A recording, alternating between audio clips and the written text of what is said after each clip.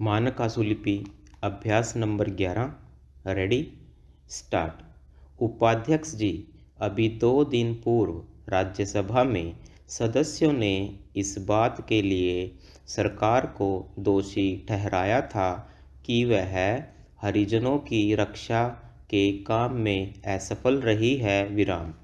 हो सकता है कि इस आरोप के पीछे कुछ सदस्यों का राजनीतिक उद्देश्य हो, किंतु इससे आरोप की सत्यता खंडित नहीं होती अथवा उसकी उपेक्षा नहीं की जा सकती। विराम।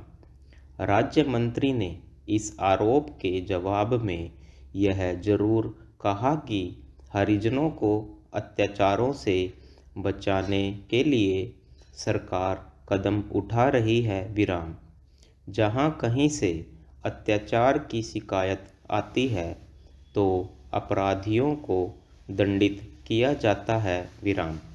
सरकार इस संबंध में कितनी जागरूक है, इसके लिए उन्होंने गुजरात सरकार का यह उदाहरण पेश किया है कि उसने अपने यहाँ यह आदेश जारी कर दिया है कि हरिजनों की सुरक्षा के लिए जिलाधिकारी जिम्मेदार ठहराए जाएं। विराम।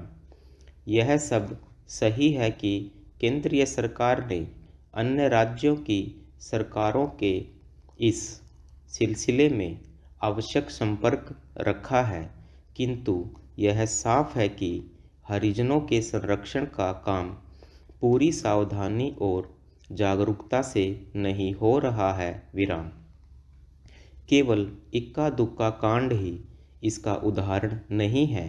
स्वयं राज्य मंत्री ने इस प्रसंग में जो वक्तव्य राज्यसभा में रखा, उससे भी इसकी पुष्टि हुए बिना नहीं रहती। विराम।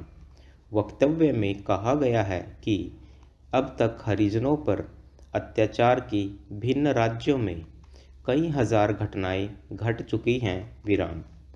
आदिवासियों पर जो अत्याचार हुए उसकी घटनाएं उनमें शामिल नहीं है। विराम। वक्तव्य में यह भी बताया गया है कि सरकार ने इन मामलों के सिलसिले में क्या कदम उठाए। विराम। पर यह सब गिनाने से तब तक कोई फायदा नहीं जब तक यह सिद्ध नहीं होता कि हरिजनों पर अत्याचार की घटनाएं कम हो रही हैं। विराम। फिर बहुत से मामले ऐसे भी हैं जिनमें कोई कानूनी कार्रवाई नहीं की जा सकी। विराम। अकेले मध्य प्रदेश में ही 40 मामले ऐसे हैं। विराम। ऐसी सूरत में कार्यवाही संबंधी प्रशासनिक जागरूकता में कैसे विश्वास किया जा सकता है। विराम।